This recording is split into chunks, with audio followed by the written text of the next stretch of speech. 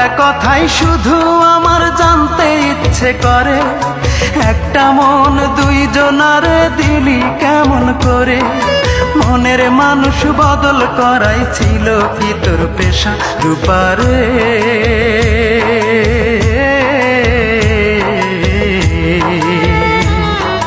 তোর ছাড়া এই মন আজ পায়নি সুখের দেখা, তোর ছাড়া এই মন আজ পায়নি সুখের দেখা।